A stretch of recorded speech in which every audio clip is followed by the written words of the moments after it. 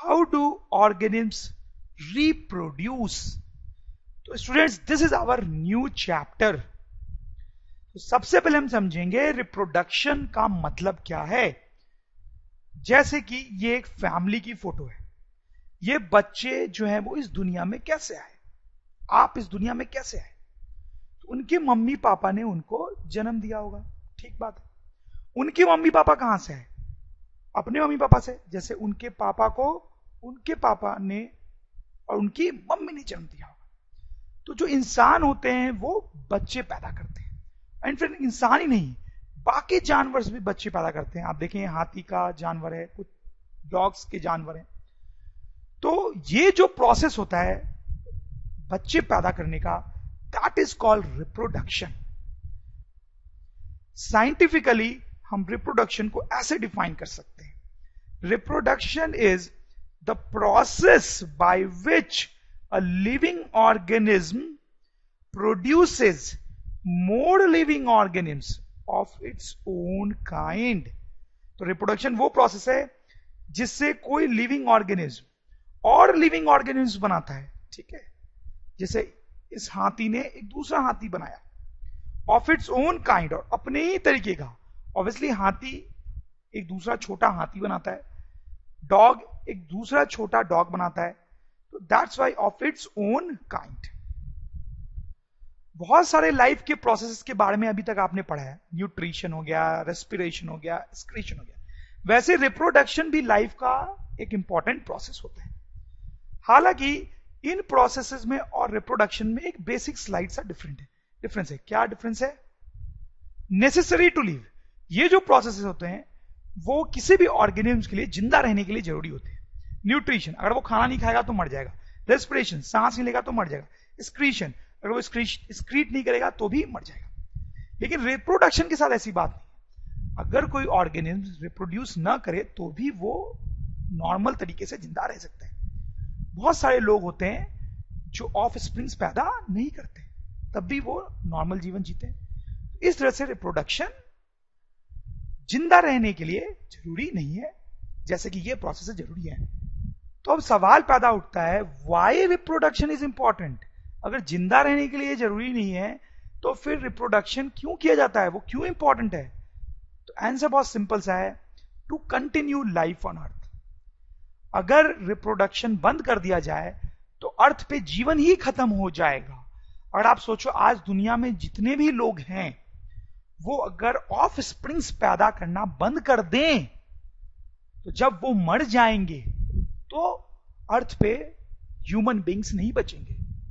वैसे ही अगर बाकी जानवर भी ऑफ स्प्रिंग्स पैदा करना बंद कर दें, जब वो मर जाएंगे तो लाइफ खत्म हो जाएगी अर्थ से। इसलिए अर्थ पे लाइफ कंटिन्यू करने के लिए रिप्रोडक्शन जरूरी है। तो इसीलिए सारे ऑर्गेनिम्स जो होते हैं वो रिप्रोड्यूस करते हैं, चाहे वो एनिमल्स हो, प्लांट्स हो, माइक्रो ऑर्गेनिम्स हो, कोई भी हो। डिफरेंट ऑर्गेनिम्स में रिप्रोडक्शन जो है वो दो डिफरेंट तरीकों से हो सकता है, एसेक्सुअल और दूसरा सेक्सुअल। ये दोनों क्या होते हैं अभी हम ब्रीफली देखेंगे, बाद में और डिटेल में भी स्टडी करेंगे। सबसे पहले सेक्सुअल की थोड़ी बात करते हैं। आप कहां से आए? अपने मॉम से और अपने डैड से, ठीक है। तो आपके दो पेरेंट्स हैं, एक मॉम और एक डैड।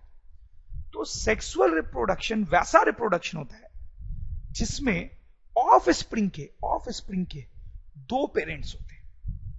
मतलब दो ऑर्गेनिम्स मिलके एक ऑफ स्प्रिंग बनाते हैं।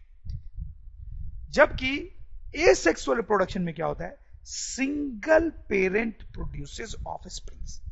एक ही पेरेंट होता है हर ऑफ स्प्रिंग का। सेक्सुअल में क्या होता है? दो ऑर्गेनिम्स मिलके एक ऑर्गेनिम्स नया पैदा करते हैं। लेकिन एसेक्सुअल में एक ऑर्गेनिम्स अकेला ही ऑफ स्प्रिंग पैदा कर सकता है। कुछ ऑर्गेनिम्स सेक्सुअल तरीके से रिप्रोड्यूस करते हैं और कुछ एसेक्सुअल तरीके से। जैसे एग्जांपल देखते हैं हम। सेक्सुअल तरीके के एग्जांपल है ह्यूमंस, डॉग्स, एलिफेंट्स, या और भी जो बड़े एनिमल्स होते हैं जैसे जेब्रा, टाइगर, लॉयन, कैट, ठीक है, बर्ड्स, प्लांट्स, ये सब सेक्सुअल तरीका यूज करते हैं। ये एसेक्सुअल तरीका कौन यूज करता है? Simple and small organisms like micro organisms. जो सिंपल या छोटे जीव जंतु होते हैं जैसे माइक्रो ऑर्गेनिम्स, वो एसेक्सुअल वाला तरीका यूज करते हैं। एक्चुअली एसेक्सुअल वाला तरीका कम कॉम्प्लिकेट होता है, इसलिए सिंपल ऑर्गेनिम्स को यूज करते हैं, हम ऐसा सोच सकते हैं। और सेक्सुअल वाला तरीका जो है वो कॉम्प्लिकेट होता है, इसलिए वो बड़े ऑर्गेनिम्स द्वारा यूज किया जाता है। और फिर कुछ सिंपल प्लांट्स भी होते हैं जो एसेक्सुअल वाला तरीका यूज करते हैं। इन दोनों तरीकों में और भी कुछ डिफरेंसेस होते हैं जो हम आगे समझेंगे। अभी हम सबसे पहले एसेक्सुअल रिप्रोडक्शन का जो प्रोसेस है उसको डिटेल में स्टडी करेंगे। आपको जान के हैरानी हो सकती है कि एसेक्सुअल रिप्रोडक्शन भी बहुत तरीके का होता है, जैसे मैंने यहां पे लिखा है, एक एक करके हम सबके बारे में पढ़ेंगे। सबसे पहले हम अटैक करेंगे बाइनरी फ्यूजन पे। Binary fusion, amoeba. अमीबा नाम का एक माइक्रो ऑर्गेनिज्म होता है जिसमें एक ही सेल होता है, यूनिसेलुलर भी बोलते हैं इसको, सिंगल सेल्ड ऑर्गेनिज्म। पढ़ा होगा इसके बारे में आपने। बहुत ही छोटा होता है, एक ही सेल होता ही है इसमें, तो बहुत छोटा होना ही है। ये जो अमीबा होता है ये इस प्रोसेस को यूज करता है। अब देखिए, ये अमीबा का न्यूक्लियस है और ये उसका साइटोप्लाज्म। ये जो लिक्विड भरा होता है अंदर उसको साइटोप्लाज्म बोलते हैं, आपने लोअर क्लास में पढ़ा है। तो ये प्रोसेस बड़ा ही सिंपल होता है, बाइनरी फ्यूजन। इसमें क्या होता है, ये जो अमीबा है ये दो पार्ट में डिवाइड हो जाता है। दो पार्ट में डिवाइड हो जाता है। कैसे डिवाइड हो जाता है देखते हैं जरा। अमीबा है यहां पे फुल्ली ग्रोन, खा पी के मस्त बड़ा हो चुका है ये अमीबा, एक ही सेल होता है इसमें। अब देखो ये डिवाइड हो रहा है, डिवाइड हो रहा है। देखिए अब इसका न्यूक्लियस थोड़ा सा डिवाइड हो गया है, यहां पे न्यूक्लियस पूरा डिवाइड हो गया, पूरा डिवाइड हो गया। ठीक है, अब देखो, अब ये जो इनका साइटोप्लाज्म है अंदर का वो डिवाइड हो रहा है, डिवाइड हो रहा है और डिवाइड हुआ, यहां पे बिल्कुल डिवाइड हो सा ही गया है और फाइनली पूरी तरह से अलग हो गया। तो आप देखें, एक अमीबा था हमारे पास, वो टूट के फाइनली दो अमीबा बना देता है। इसको, इन दोनों को बोलते हैं डॉटर अमीबाई। अमीबाई जो होता है अमीबा का पुल्ल है। This process is called binary fusion. इस प्रोसेस में आप देख सकते हैं कि एक अमीबा टूट के दो न्यू ऑर्गेनिज्म बनाता है। इसको लिख भी सकते हैं हम, when amoeba is fully grown it divides. ठीक बात है। Firstly nucleus then cytoplasm. पहले न्यूक्लियस डिवाइड होता है और फिर साइटोप्लाज्म। अब देखिए, बाइनरी फ्यूजन का मतलब क्या है, इंग्लिश मीनिंग क्या है। बाइनरी का मतलब होता है टू और फ्यूजन का मतलब होता है डिवाइड। ठीक है, तो आपको समझ में आ गया होगा इस प्रोसेस का नाम बाइनरी डिवीजन क्यों रखा गया। तो बोल सकते हैं binary fusion is the process by which a single cell organism divides into two new organisms. Amoeba के अलावा जो ऑर्गेनिज्म्स ये प्रोसेस यूज करते हैं वो है पैरामेसियम, नाम थोड़ा कॉम्प्लिकेटेड है, लुस्मानिया, बैक्टीरिया, प्रोटोजोआ। ये सब जो होते हैं वो यूनिसेलुलर है। सिर्फ यूनिसेलुलर ऑर्गेनिज्म ही ये प्रोसेस यूज कर सकते हैं। जैसे अमीबा और लुस्मानिया के बारे में थोड़ी बात करते हैं। लुस्मानिया जो है वो ब्लैक अजार नाम की बीमारी फैलाता है। आपने इस बीमारी का नाम सुना होगा। यह अमीबा का स्ट्रक्चर है और यह है लुस्मानिया का स्ट्रक्चर। तो अमीबा का कोई भी वेल डिफाइंड स्ट्रक्चर नहीं होता है, यह आपने पहले ही पढ़ा होगा। नो डिफाइंड स्ट्रक्चर, इसका कोई स्ट्रक्चर नहीं होता है, यह अपना शेप चेंज कर सकता है। आपको उसके शेप में कोई सिमेट्री नहीं दिख रही होगी। लेकिन लुस्मानिया जो है, आप देखिए उसका से बिल्कुल ऑर्गेनाइज्ड है, ऑर्गेनाइज्ड स्ट्रक्चर। एक ऑर्गेनाइज्ड, एक वेल डिफाइंड शेप है, इसकी एक पूंछ टाइप की चीज है। तो आप शायद बहुत इजीली समझ पाएंगे कि जब ये अमीबा डिवाइड होता है तो इस लाइन के लॉन्ग भी डिवाइड हो सकता है, इस लाइन के लॉन्ग भी डिवाइड हो सकता है, इस लाइन के लॉन्ग भी डिवाइड हो सकता है, इस लाइन के लॉन्ग भी डिवाइड हो सकता है, किसी भी लाइन के लॉन्ग डिवाइड हो सकता है, कोई फर्क नहीं पड़ता। लेकिन ये जो है, क्या लगता है आपको, ये कैसे डिवाइड होता होगा? क्या ये ऐसे डिवाइड होता होगा, लगता है आपको? नहीं, ऐसे डिवाइड नहीं होता। ये इस तरह से कुछ डिवाइड होता है, ठीक है, इस तरह से सिमेट्रिकली। तो कुछ ऑर्गेनिज्म जो है वो किसी भी तरह से डिवाइड हो जाते हैं, लेकिन कुछ ऐसे होते हैं जो एक पर्टिकुलर टाइप से ही डिवाइड होते हैं। नेक्स्ट प्रोसेस है मल्टीपल फ्यूजन। नाम से आप समझ गए होंगे इसका क्या मतलब है। बाइनरी फ्यूजन जैसा ही होता है बट नाम है मल्टीपल। इसमें एक ऑर्गेनिज्म कई पार्ट्स में डिवाइड होता है। यूनिसेलुलर ऑर्गेनिज्म में होता है ये, जैसे कि मलेरियल पैरासाइट में, प्लाज्मोडियम में। जैसे आप देखें ये डायग्राम दिखा रहा है कि कैसे प्लाज्मोडियम में मल्टीपल फ्यूजन हो रहा है। ये प्लाज्मोडियम है अंदर, जब ये डिवाइड होने वाला होता है तो उसके अराउंड एक कवर बन जाता है, उसके अराउंड एक कवर बन जाता है, जैसे कि आप ये देख सकते हैं कवर बन जाता है। अंदर प्लाज्मोडियम है, जब वो डिवाइड होने वाला था तो एक कवर बन जाता है। अब ये प्लाज्मोडियम आप देख सकते हैं डिफरेंट डिफरेंट पार्ट्स में डिवाइड हो गया है। डिवाइड होने के बाद वो कवर से बाहर निकल जाते हैं। तो पहले एक प्लाज्मोडियम थे, अब बहुत सारे। This is multiple fusion. Next process जो हम पढ़ने वाले हैं वो है फ्रैगमेंटेशन। ये मल्टी सेलुलर ऑर्गेनिज्म में होता है, सिंगल सेल में नहीं, multi cellular organism having simple structure, जिनका स्ट्रक्चर बहुत ही सिंपल होता है। और मैं एग्जांपल दूं तो स्पाइरोगीरा इसमें होता है, स्पाइरोगीरा में। ठीक है, ये उसका फोटो है। ये बेसिकली एक प्लांट होता है जो पानी में पाया जाता है। दूसरा एग्जांपल हो सकता है उसका सी एनिमोनी। ये एक एनिमल है जो कि वाटर में पाया जाता है। ये प्लांट है और ये एनिमल। ये प्रोसेस होता कैसे है? स्पिरोगिरा का एग्जांपल लेते हैं। ये एक स्पिरोगिरा है, तो क्या होता है ये बीच से टूट जाता है और दो पार्ट में डिवाइड हो जाता है, जैसा कि आप देख सकते हैं। अब ये जो पार्ट है वो खुद ब खुद डेवलप हो जाएगा और एक नया ऑर्गेनिज्म बना लेगा। वैसे ये पार्ट भी डेवलप होकर एक पूरा नया ऑर्गेनिज्म बना लेगा। तो हम लिख सकते हैं divides into two parts, each part grows into two separate organism. सही है। अब कहीं ऐसा तो आपको नहीं लग रहा कि ये फ्रैगमेंटेशन जो है वो बाइनरी फ्यूजन के जैसा ही है? ऐसा तो नहीं लग रहा आपको? बाइनरी फ्यूजन में क्या होता है, एक ऑर्गेनिज्म होता है और दो ऑर्गेनिज्म में वो डिवाइड हो जाता है। देखा जाए तो कुछ कुछ वैसा ही हो रहा है यहां पे, बट ये दोनों एग्जैक्टली सेम नहीं है, अलग है। बाइनरी फ्यूजन जो होता है वो यूनिसेलुलर में होता है, यूनिसेलुलर ऑर्गेनिज्म में होता है, जैसे कि मैंने आपको बताया था। और फ्रेगमेंटेशन जो है वो मल्टी सेलुलर ऑर्गेनिज्म में होता है। दूसरा, बाइनरी फ्यूजन में जब ये ऑर्गेनिज्म अमीबा था फॉर एग्जांपल, जब अमीबा टूटता है तो दो अमीबा बनते हैं और टूटते ही अपने आप में एक कंप्लीट अमीबा है, टूटते ही अपने आप में कंप्लीट अमीबा है।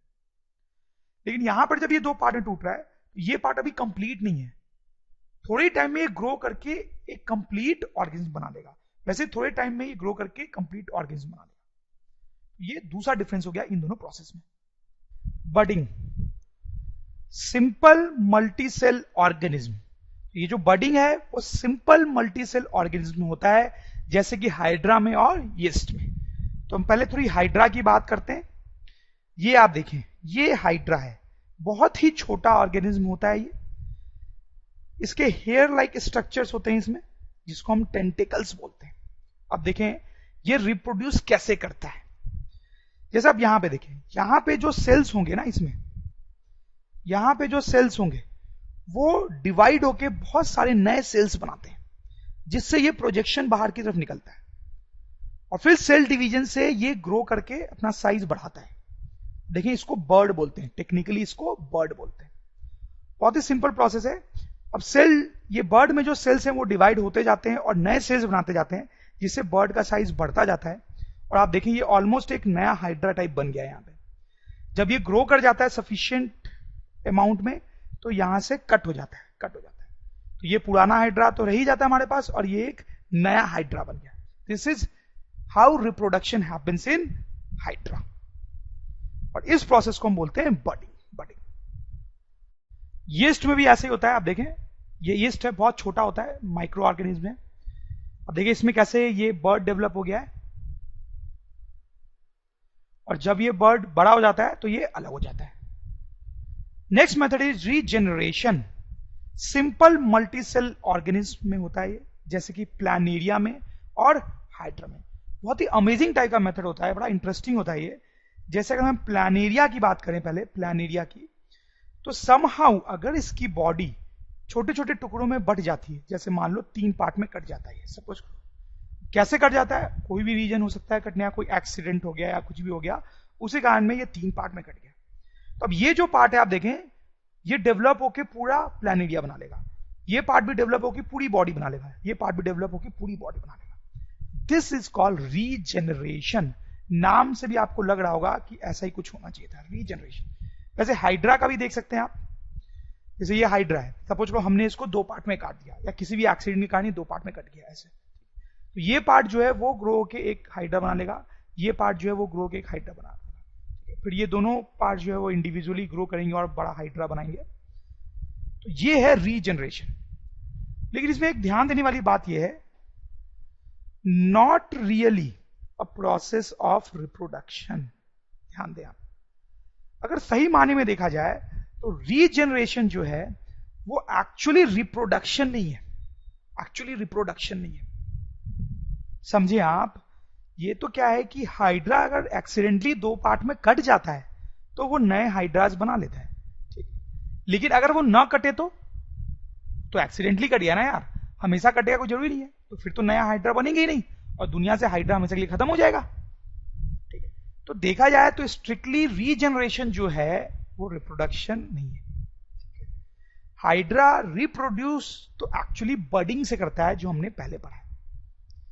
ये तो अलग बात हो गई कि हाइड्रा जब कट जाता है अगर किसी कारण से 2 पार्ट में या ज्यादा पार्ट्स में भी, तो वो हर पार्ट एक नया हाइड्रा में डेवलप हो जाता है। स्ट्रिक्ट सेंस में रीजनरेशन जो है वो रिप्रोडक्शन नहीं है।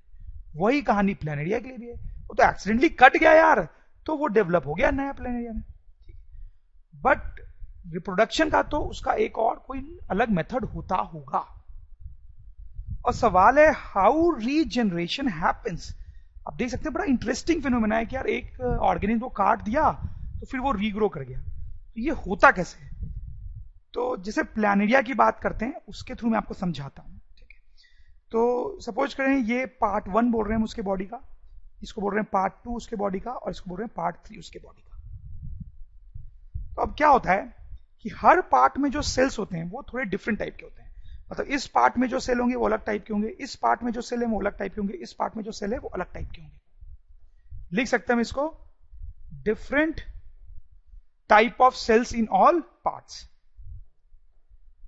अब हमने इसको काट दिया तो फर्स्ट पार्ट पे कंसिडर करते हैं, फर्स्ट पार्ट पे, ठीक है। तो अब देखो इसमें जो सेल्स होते हैं वो डिवाइड होके नए सेल्स बनाते हैं, नए सेल्स बनाते हैं। Cells in part 1 divide to form new cells. अभी ये जो न्यू सेल्स बनते हैं ना वो वैसे होते हैं जैसे कि पार्ट 1 में थे।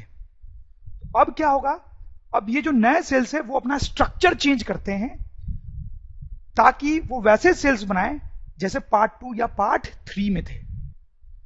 New cells change their structures to form part 2 and part 3।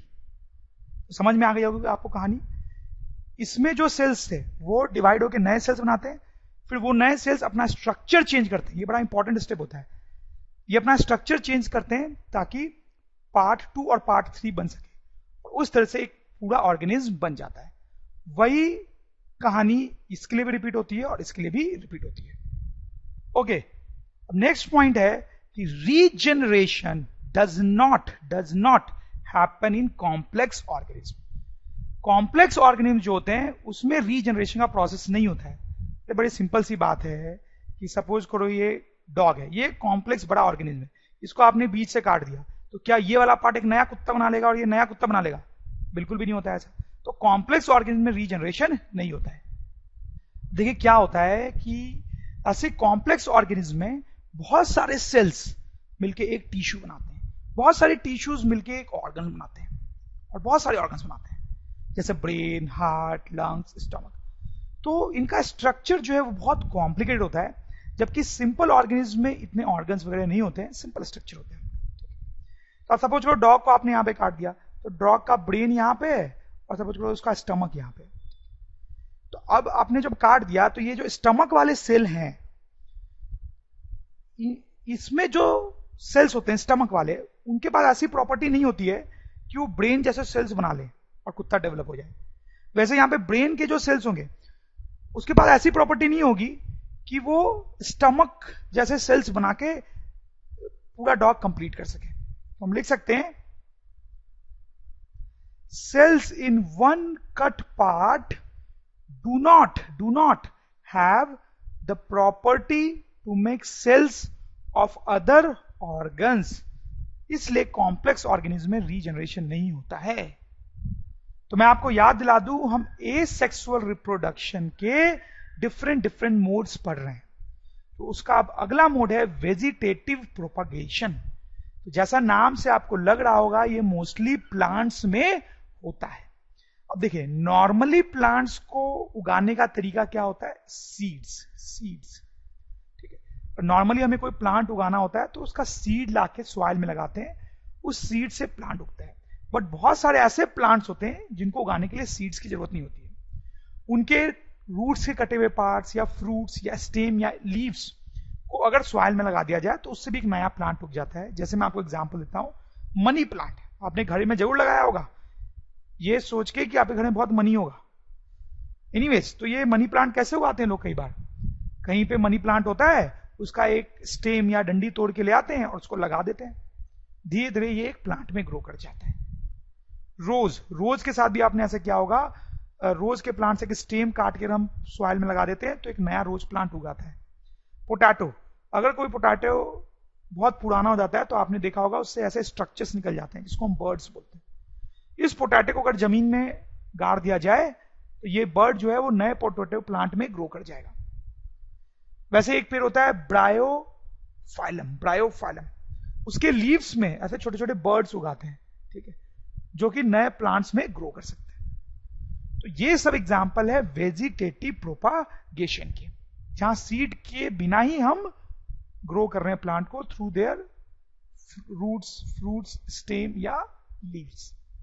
जैसे मैं आपको एक और एग्जांपल देता हूं, आपने ऐसा कई बार देखा होगा कि कोई बंजर टाइप की सी जमीन है, बारिश होने के बाद उसमें अच्छी खासी ग्रास उगाती है या कुछ प्लांट्स भी उगाते हैं।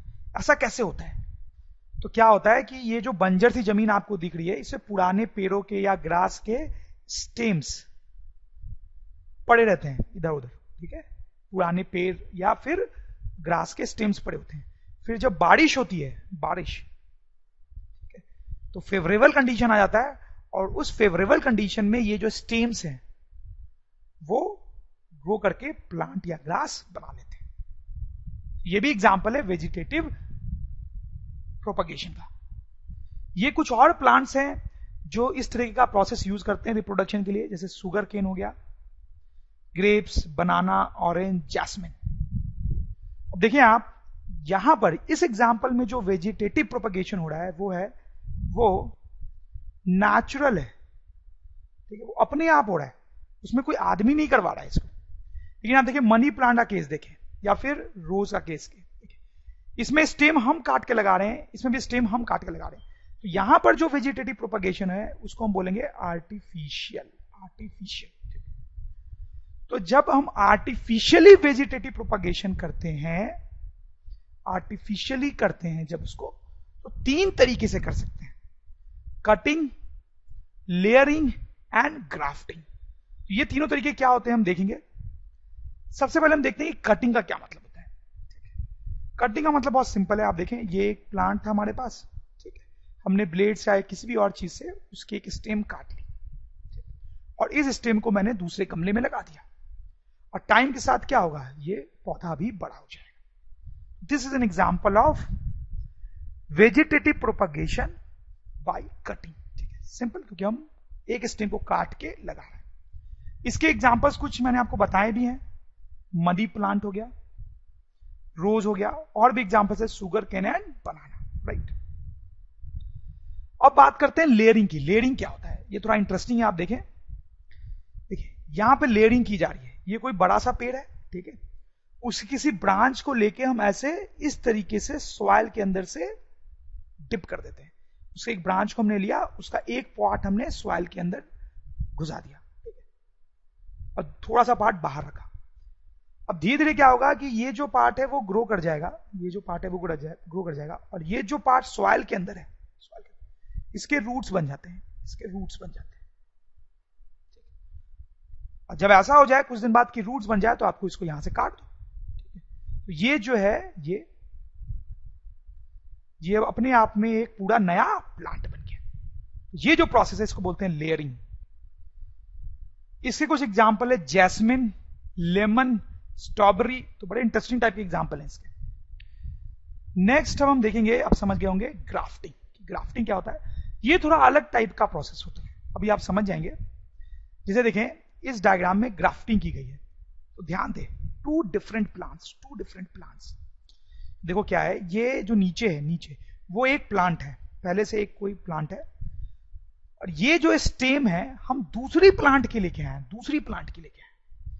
ये एक प्लांट के स्टेम है और ये हम दूसरे प्लांट के स्टेम लेके आए, और दोनों को यहां पे बहुत टाइटली हमने बांध दिया है आपस में, ठीक है।